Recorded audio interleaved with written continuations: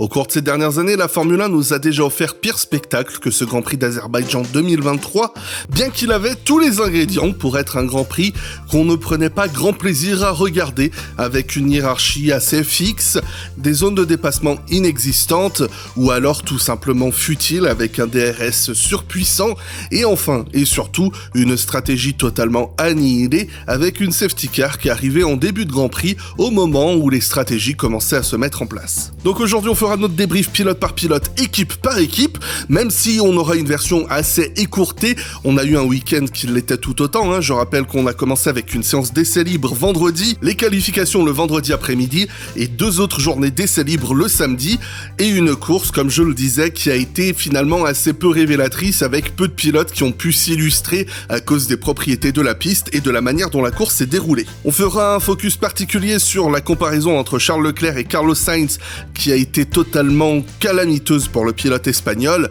et on commencera avec un petit regard global sur la hiérarchie de ce week-end. Mais je commence avec un petit coucou aux copains de franceracing.fr que vous pouvez retrouver sur Facebook, et aussi à Shiranew, qui a pu récupérer toutes les informations graphiques et télémétriques que nous regarderons, et avec qui on commentera les meilleurs tours de Carlos Sainz et Charles Leclerc en qualification. Alors sur cette sélection des rythmes de course que nous avons à l'écran, on voit sans surprise que ce sont les Red Bull qui se démarquent le plus. On a eu ce week-end, je pense, une nouvelle démonstration de Red Bull à leur plein potentiel, du moins avec les 2 pilotes qui poussaient du début à la fin, parce que Verstappen et Perez se sont donné la chasse du début à la fin du Grand Prix. On n'était pas sur une course de gestion, loin de là. Sans grande surprise, c'est Fernando Alonso qui se retrouve un peu comme le 3e homme de la course, surtout sur la fin du Grand Prix. On sait qu'il a passé la première partie du Grand Prix un petit peu économiser ses pneumatiques, sa mécanique, et vraiment attaquer sur le long relais final. Et ensuite, on voit vraiment un mélange dans les courbes qui représentent la Ferrari de Carlos Sainz, la Mercedes de Lewis Hamilton et George Russell, qu'on pense peut-être comme une forme de 3e puissance du plateau. Et ensuite, on va retrouver les Alpines, principalement Pierre Gasly, qui a eu, ma foi, un rythme tout à fait décent et correct, malgré un week-end qui s'est très mal déroulé, mais on y reviendra. Et ensuite, dans un tir plus groupé, on a le reste du peloton, excluant peut-être Alfa Romeo, qui reste toujours en difficulté avec Williams et AlphaTauri. Pour rester sur l'ensemble du week-end, je vais avoir mon petit instant d'aigreur salée, si je puis me permettre. Je vais classer un petit mot sur le sprint, même si je plaisantais plutôt en les qualifiant d'essais libres 2 et essais libres 3, parce que sincèrement c'est à ça que ça ressemblait pour moi ce week-end. Mais je vais m'en arrêter là parce que j'ai plus rien de pertinent à dire. Je vais juste faire un rappel pour d'éventuels nouveaux auditeurs. Je n'aime pas ce format qui se force un peu à créer du contenu pour les réseaux sociaux, qui ne fait que donner un avant-goût de la course tout en n'ayant aucun enjeu. On me dira que faut pas regarder si j'aime pas, et c'est précisément ce que j'ai décidé de faire cette année en lançant mon propre championnat lors des 6 week-ends sprint de cette saison, un championnat sprint qui aura lieu et qui a eu lieu sur F1 Race Stars. Oui, je sais, on y va full simulation pour votre plus grand plaisir. Donc à part pour aller, j'aurai rien de pertinent. À ce stade-là, j'ai envie de dire que ça relève de l'opinion plus que de vraiment de l'analyse, et mon opinion c'est que je déteste de plus en plus le concept sprint et le résultat que ça donne. Je sais que la Formule 1 essaye de se renouveler et de recréer tout à zéro. Moi j'ai plus tendance à penser que quand quelque chose tient debout, autant le laisser tel quel. Mais bon, cette quête pour le spectacle éternel s'est aussi ressentie de manière beaucoup plus cynique en fin de Grand Prix, puisque ça s'est terminé avec un presque drame dans la voie des stands, avec Esteban Ocon qui est rentré au stand dans le dernier tour pour faire son changement de pneu obligatoire, ce qui est tout à fait autorisé, et il a rencontré quelques membres de la FIA et photographes qui étaient en train de mettre en place la zone de parc fermé pour la post-course, et j'ai envie de dire, heureusement qu'il s'est déjà rien passé, mais au-delà de l'incompétence de la personne concernée qui a autorisé tout cela, là je me base sur une vidéo mise en ligne par Franck Montagny qui était sur place, qui a expliqué le déroulement de comment on en est arrivé là du côté des journalistes et des invités. Pour moi, ça met juste en avant, encore une fois, à quel point la pression est intense pour produire du contenu dès que la course est terminée. Vite, il faut mettre les interviews et vite, il faut faire du contenu, etc. J'ai jamais aimé ces interviews dans le parc fermé. Je les trouve insupportables. On a quelques moments de célébration quand même. Enfin, les pilotes, ils sortent d'1h30 d'efforts intenses, ils sortent de la bagnole, ils ont envie de célébrer, mais non, prends mon micro dans la gueule, putain, parle à la télé, les gens, ils sont contents, ils veulent te voir, mais merde, mais laissez-les respirer, ces gars. Je trouvais ça vraiment beaucoup plus intéressant quand on avait les interviews sur le podium qui étaient beaucoup plus relaxé, mais bon, hein, j'imagine que c'est pour le temps d'antenne. Donc au final, c'est pas grave si Esteban Ocon roule sur quelques photographes, tant qu'on peut tendre un micro à Sergio Pérez après la course pour lui dire « Alors Sergio, c'est bien, t'es dans la course au titre ?» Excuse, fais attention, là, il y a du sang. Hein. Alors le titre, c'est bien cette année ? Et j'y reviendrai à l'occasion dans un billet un peu plus court, mais pour moi, cette épreuve est un nouvel exemple à mon sens, du pourquoi les règles du parc fermé et de l'arrêt obligatoire en course sont devenues obsolètes. Mais nulle argumentation sur ce sujet que je garde pour plus tard. On va commencer par regarder ce qui s'est passé chez Red Bull. Déjà, ce qu'il faut savoir, c'est que Sergio Pérez, au-delà d'être un pilote tout à fait sympathique et rapide, c'est aussi un pilote qui a toujours brillé sur ce type de tracé. Et Bakou est un tracé vraiment atypique du calendrier. On n'a pas d'autres Bakou, sur le calendrier de Formule 1, mais il a vraiment ces caractéristiques qui mettent tout en avant les forces de Sergio Pérez en tant que pilote. Au-delà du fait qu'il est désormais le seul pilote à avoir gagné 2 grands prix sur ce tracé, je rappelle qu'il est aussi le pilote avec le plus de podiums ici, puisqu'il avait terminé 3e en 2016 et en 2018, sans parler d'une potentielle victoire ou d'autres podiums qui a été raté en 2017 avec son accrochage avec Ocon. Donc là, on a vraiment un tracé qui lui convient. On l'a beaucoup senti dans le premier secteur. Les temps autour sont à peu près similaires avec Max Verstappen. Mais le premier secteur est vraiment particulier parce que on a grosso modo 3 virages à gauche, à 90 degrés et qui sont aussi extrêmement importants puisqu'ils génèrent des longues lignes droites, surtout après le deuxième virage où on a la très très longue ligne droite. Et s'il y a bien une chose pour laquelle Sergio est réputé depuis des années en Formule 1, c'est sa gestion des pneus arrière, plus précisément la manière dont il va utiliser la pédale d'accélération. Et là, on est typiquement sur un de ces tracés qui se juge beaucoup à l'accélération. En anglais, il parle de rear limited track, donc les circuits qui consomment le plus les pneus arrière. Pourquoi ? Parce qu'il y a beaucoup d'accélération, les virages sont généralement assez lents, donc on utilise un petit peu moins les pneus avant, dans un domaine dans lequel Verstappen est pour le coup meilleur que Pérez. Mais là, sur ces tracés où tout repose sur les pneus arrière, eh bien, Sergio a été le plus fort. Et comme je le disais, les temps autour sont assez similaires, mais c'est vraiment sur le long terme que Pérez a gagné face à Verstappen, puisque je le rappelle, Verstappen, vraiment, ses circuits à lui sera plus des grands prix avec des virages à haute vitesse, vitesse moyenne, où il va bien pouvoir charger beaucoup de vitesse dans la voiture tout en gardant un bon équilibre et sans user ses pneumatiques. Là, pour le coup, ça marche beaucoup moins sur ce type de tracé et au contraire, il va avoir tendance à plus chauffer ses pneumatiques que Sergio Pérez. Donc, il embrasse parfaitement ce type de tracé et il va parfaitement économiser donc ses pneus arrière, ses températures et je pense que c'est vraiment là-dessus que Pérez a été un petit peu au-dessus ce week-end face à Verstappen. C'est assez rare pour le souligner, c'est pour ça que je m'étends un peu là-dessus et j'ai pas envie de limiter et même je refuse en fait l'argumentation qui pense que Pérez s'est retrouvé là uniquement grâce à la safety car. Je pense qu'il y a un petit peu plus dans cette affaire. Car certes, au final, il n'y a pas eu de bataille en piste. Pérez récupère la position grâce à l'intervention de la voiture de safety car. Mais voyons, si on se replonge avant l'intervention de la safety car, on est sur la caméra embarquée de Sergio Pérez, on est en direct en plus. Il est en plein dans l'aspiration de Verstappen, le DRS va s'activer, mais non, Verstappen plonge directement au stand. On a compris chez Red Bull que déjà, il y avait un syndrome post-traumatique de 2018, je le rappelle, l'accrochage entre Ricciardo et Verstappen, avec l'un qui était plus rapide que l'autre et l'autre qui se démenait comme un chien pour pas le laisser passer.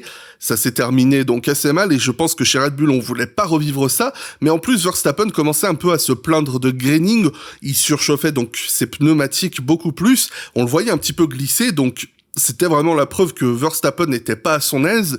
Qui plus est, Verstappen a un peu reconnu justement que il avait pas suffisamment bien joué ce premier relais, puisque à la fois il attaquait pas complètement, mais en même temps il a mal géré ses pneumatiques.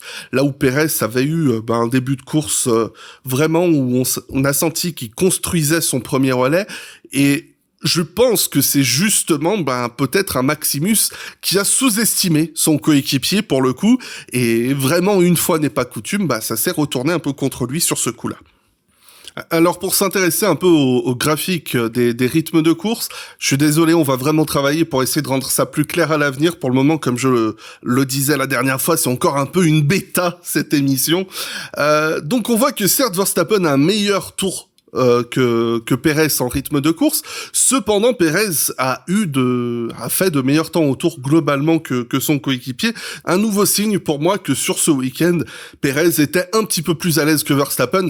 Maintenant, c'est pas parce que Pérez arrive à avoir un léger avantage sur certains types de circuits que ça va être le cas tout au long de la saison, et que quand ce sera la situation inverse, que ce sera similaire, parce que on l'a déjà vu. J'attends le Grand Prix d'Autriche, si tu veux. Si après le Grand Prix d'Autriche, Pérez est encore à 10 points, 15 points derrière Verstappen, là je veux bien me chauffer, mais il y a très très peu de chances qu'on en soit là, parce que là on va avoir du Miami, on va avoir du Barcelone, on va avoir de l'Autriche justement, des circuits qui collent parfaitement au style de pilotage de Max Verstappen, et c'est ce qui le rend si bon.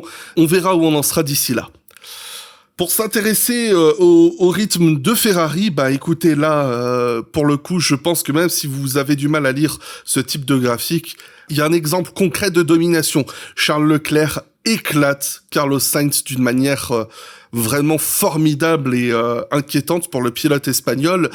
En qualification, il se prend 8 dixièmes. En course, Sainz a quand même du mieux. Il a relevé le niveau, il est passé à 6 dixièmes. C'est quand même très loin, vous en conviendrez. Maintenant, ce qu'il faut vraiment prendre en compte sur la qualification, qu'on va regarder dans quelques secondes maintenant, c'est qu'on va comparer le tour de pole position de Charles avec le premier tour de Q3 de Carlos Sainz, puisqu'il n'a pas amélioré son second essai, Carlos. Donc je laisse l'antenne à Chiragnou qui va nous commenter tout ça. On arrive au bout de la grande ligne droite principale et on voit que Leclerc négocie mieux son virage.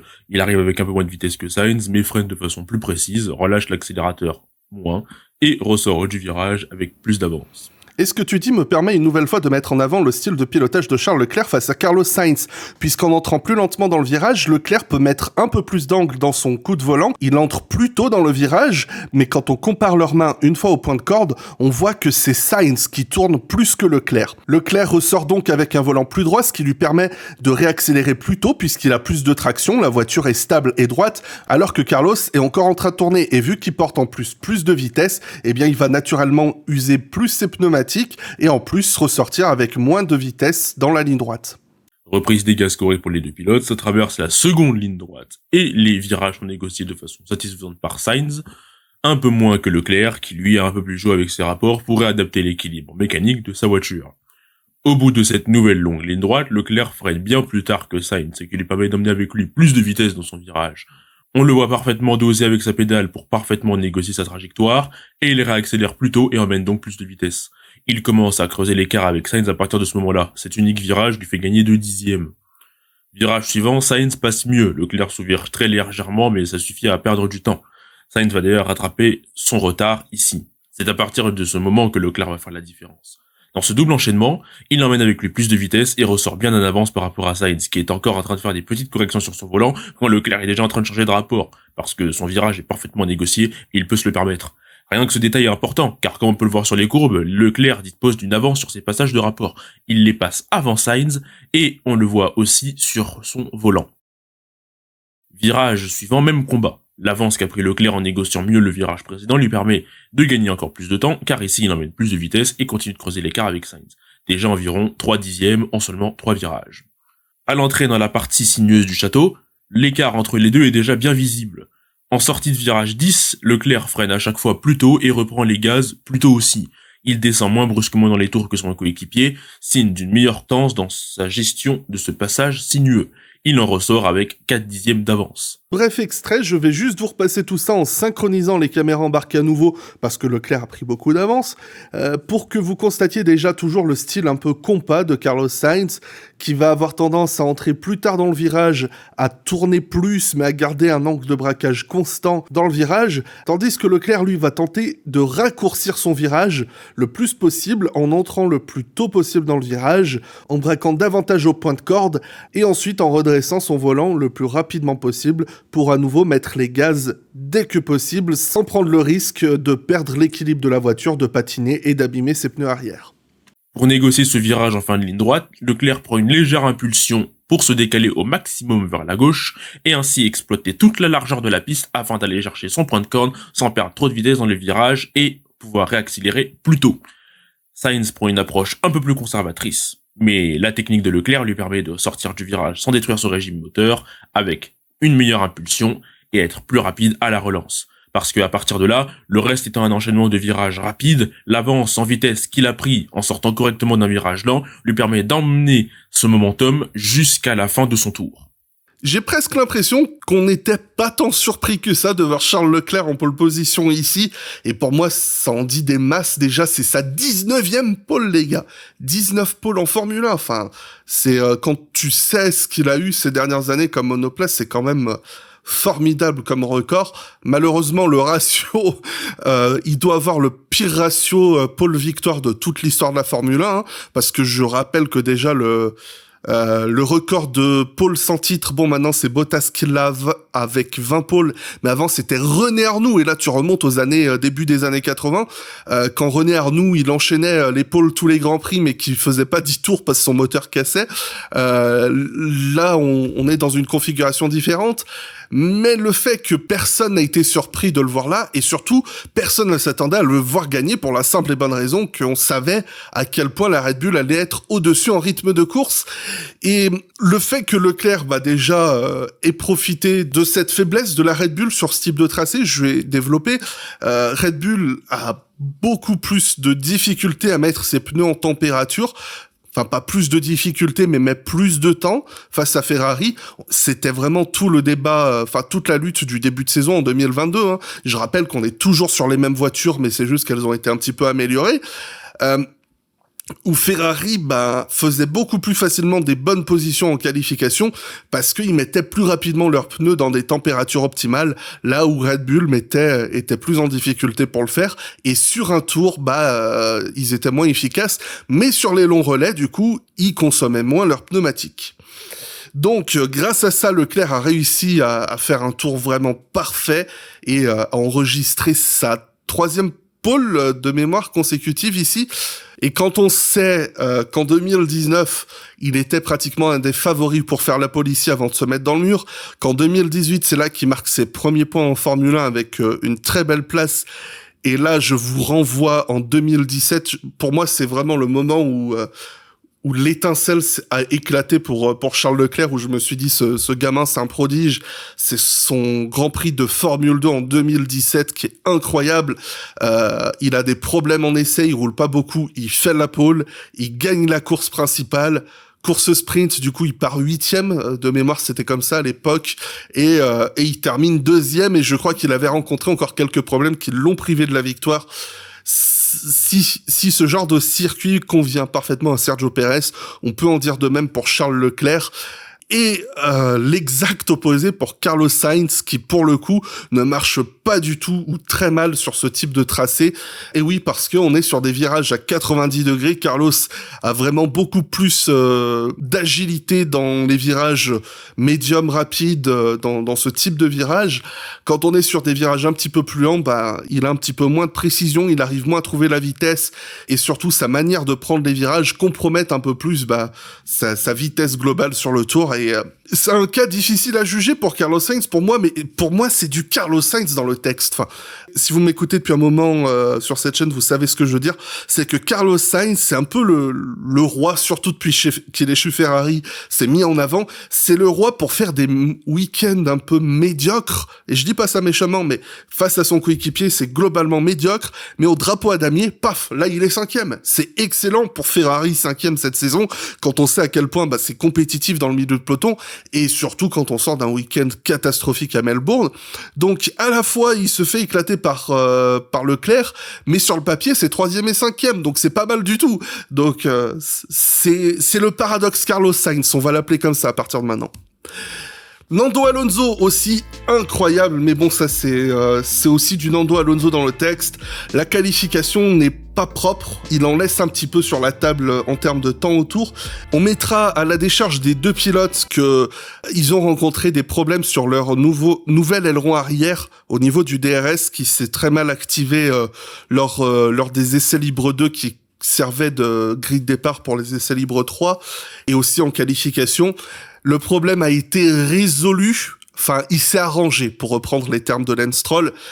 Du coup on avait une voiture qui était toujours vraiment pas rapide en ligne droite. On compte à peu près 4-5 km/h de déficit face aux 3 autres top teams, donc c'est pas brillant. Maintenant sur sa course, eh bien comme je le disais plus tôt, c'est vraiment de la courbe à la Fernando Alonso. Il commence à balancer à partir de la mi-course et de la fin de course, où il mettait la pression vraiment sur Charles Leclerc. Malheureusement, comme je le disais, il avait pas assez de vitesse de pointe pour aller l'inquiéter. Mais il a fait aussi ce qu'il fallait en piste pour le reste, en prenant 2 places au départ. Il a pu se débarrasser d'Hamilton grâce à la voiture de sécurité, et vraiment là, un dépassement formidable sur Carlos Sainz à la relance, qui fait que c'est un week-end à la Fernando Alonso. Et pour le week-end de Lance Stroll, bon, je prends aussi en compte les problèmes de DRS, de vitesse de pointe. Pour le coup, je pense qu'il y a assez peu de choses à dire. C'était assez calme de son côté. La performance me semble tout à fait acceptable. Ça reste médiocre face à son coéquipier. À l'instar d'un Carlos Sainz, c'est juste qu'il se fait pas autant laminer sur ce Grand Prix que Sainz ne l'a été chez Ferrari. Sans grande surprise pour moi, Bakou, c'est un retour à la réalité pour Mercedes. C'est un peu ce que je sentais la dernière fois où elles étaient très en forme à Melbourne, tout ça. Je rappelle, l'an dernier, Bakou, c'est vraiment le pic des polémiques anti marsouinage, voilà. Ça fait pas du tout ce bruit-là, le marsouinage, mais t'as l'idée.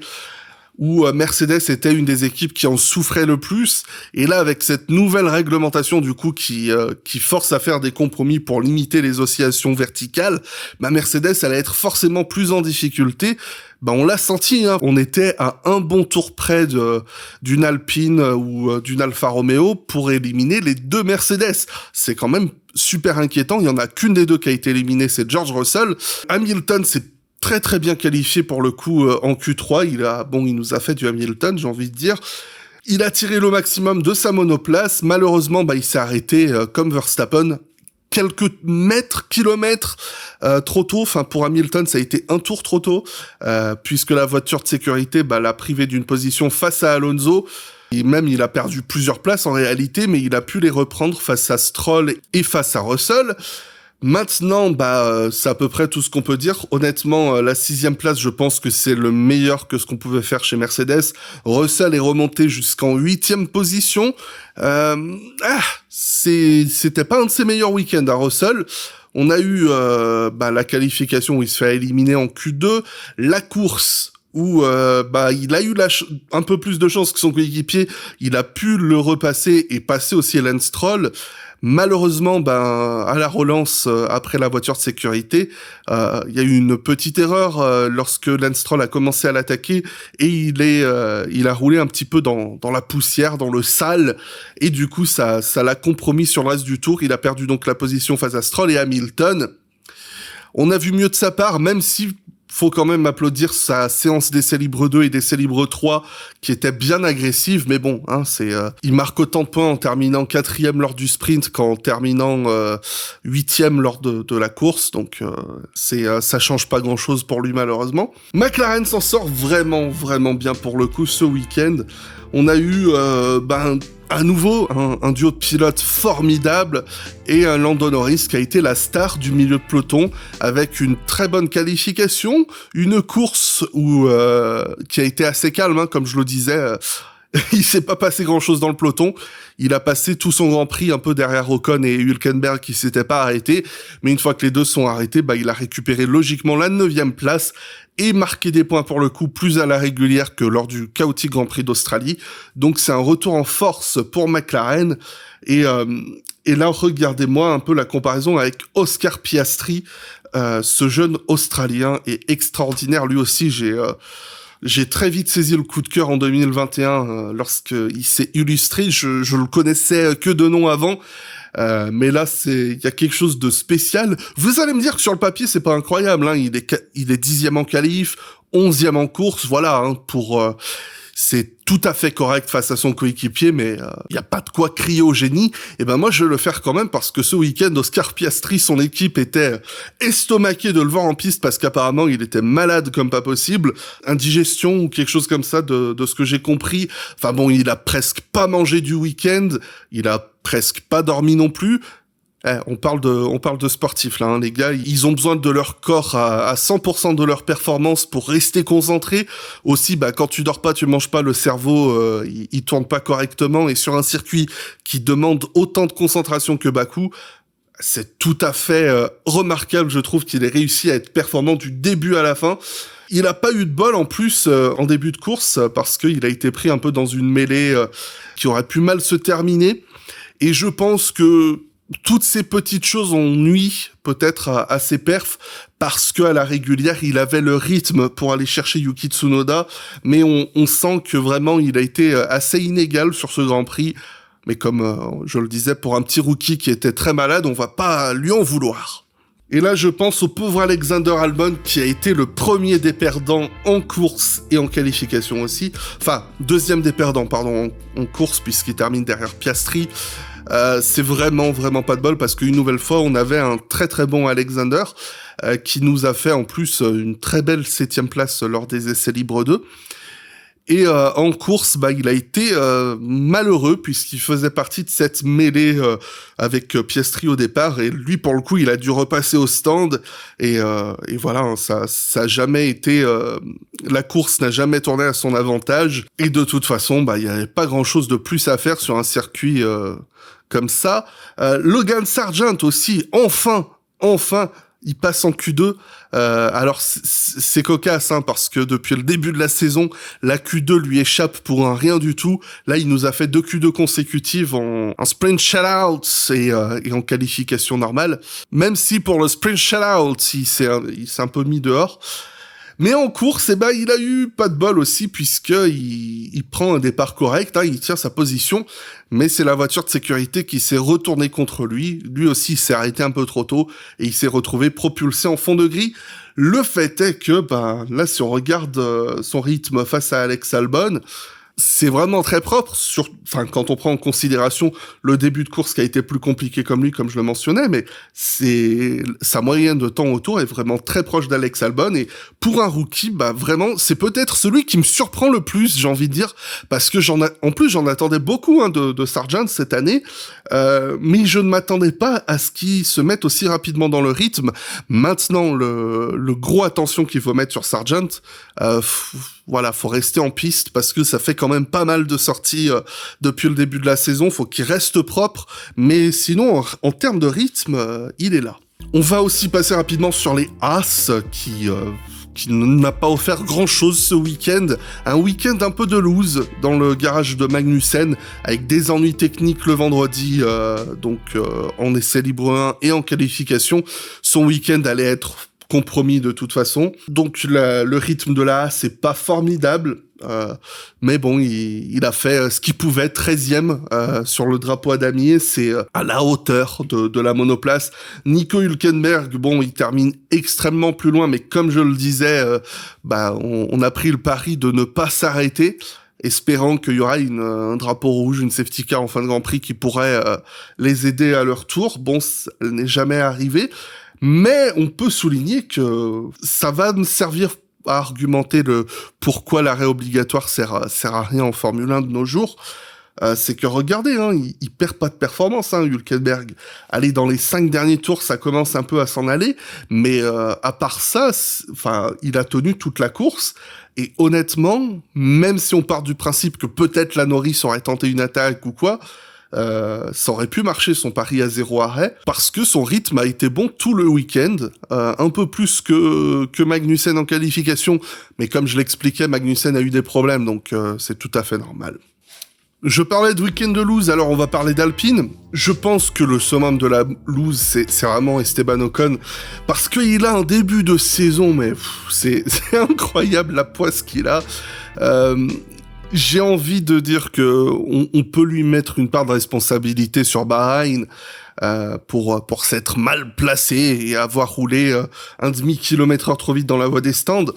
Mais après, on a eu l'enchaînement du coup de le cycle de loose de Bahreïn. On a eu la dernière fois en Australie où il fait juste ce qu'il faut pas au mauvais moment pour pas passer en Q3. Ensuite, Gasly vient le percuter à la relance de course. Là, ce week-end, donc à l'instar de Gasly, il y a eu des problèmes de fiabilité, les nouvelles pièces qui semblaient pas encore être au top, et du coup, le manque de temps pour préparer la voiture et la régler correctement. Il se qualifie 13e sur le papier avec tout le contexte, c'est vraiment pas mal. Mais bon, ça n'a servi à rien puisqu'il est parti de la voie des stands, puisqu'il a enfreint le parc fermé. Et à l'instar du Hülkenberg, il a donc tenté de rester en piste pendant 50-51 tours avec ses pneus durs, dans l'espoir qu'un miracle arrive. Bon, il semble que les miracles soient pas trop pour sa pomme en ce moment. Donc ça a été assez décevant en termes de résultats d'ensemble chez Alpine. Je suis obligé d'adresser quand même un petit mot à Pierre Gasly qui... lui aussi, ça commence en total lose. La différence, c'est que il l'a quand même foutu dans le mur dès la première tentative en Q1 le vendredi. Donc là, pour le coup, c'est beaucoup moins excusable de sa part, je trouve. Quand c'est Logan Sargent, Nick De Vries, je vois bien, c'est des débutants, mais se mettre dehors dès le début de la Q1, c'est vraiment pas ce qu'il faut faire. Et puis en course, il y avait très peu d'espoir à avoir. Il a tenté, fallait le faire au bout d'un moment, quand t'es désespéré, de faire un second arrêt à la mi-course. Ça a pas servi à grand-chose non plus. Et pour le coup, la comparaison des temps autour des pilotes alpines n'est pas très pertinente, comme je le disais, même si je trouve que Ocon démontre une excellente régularité. Mais pour moi, Esteban Ocon monte vraiment en force depuis l'an dernier. Et là, j'ai l'impression qu'il s'affirme vraiment cette saison. Il a pas de bol, mais il fait, je trouve, un excellent début de saison. Maintenant, il faut vraiment qu'il arrive avec Alpine à aligner leur week-end parce que le potentiel est totalement là, mais l'exécution est catastrophique. Allez, on va mettre un petit mot pour les Alfa Romeo, pour leur dire merci d'être passés, c'était sympa. J'aime bien voir jouer Bottas, ils ont des bonnes gueules, donc c'était sympa.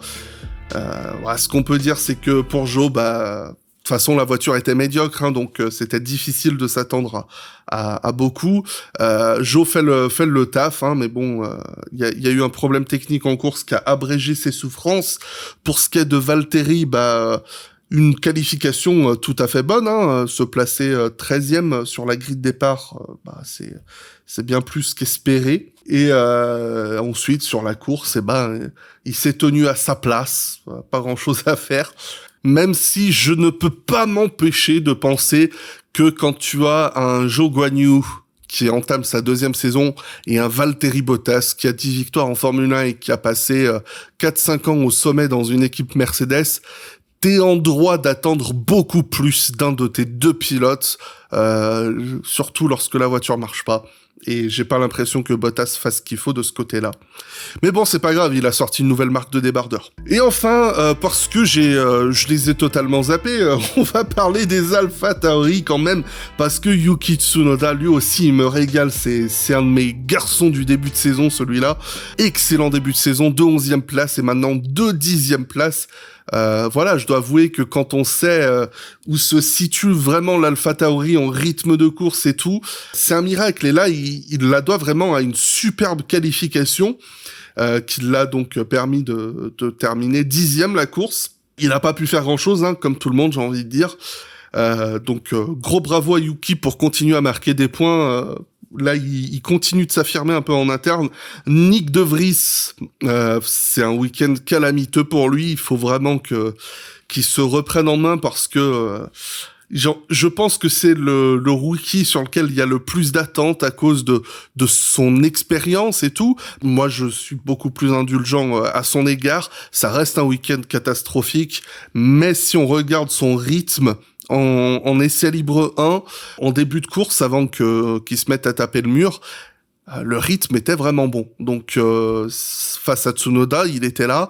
Donc maintenant, c'est comme Sargent, hein, faut que la voiture elle reste entre les deux lignes blanches et ça devrait le faire progressivement. Moi, ma deadline habituelle, c'est toujours le Canada parce que j'ai ce sentiment que c'est toujours là-bas qu'il commence à y avoir un déclic pour les rookies. Donc ça fait quoi? Ça fait 4-5 courses maintenant avant d'attendre le Canada. Donc on verra où on en est d'ici là. Et je vais m'en arrêter là parce que j'ai parlé pendant beaucoup trop longtemps pour cette course. Merci à tout le monde d'avoir été là pour nous supporter. Et je renvoie une dernière fois à Shira pour le remercier vers son super boulot. Il a un compte Twitter où il parle régulièrement de technique et de toutes ces choses. Donc voilà, je vous invite à aller regarder ça si vous avez un compte de Twitter sur l'internet. Rendez-vous samedi donc pour vivre en live le Grand Prix incroyable de Miami. Ça va être non, ça va pas être formidable, mais ça va être là. On va en profiter pour être débile parce que c'est tout ce qu'on a à faire. Allez, des bisous et à bientôt.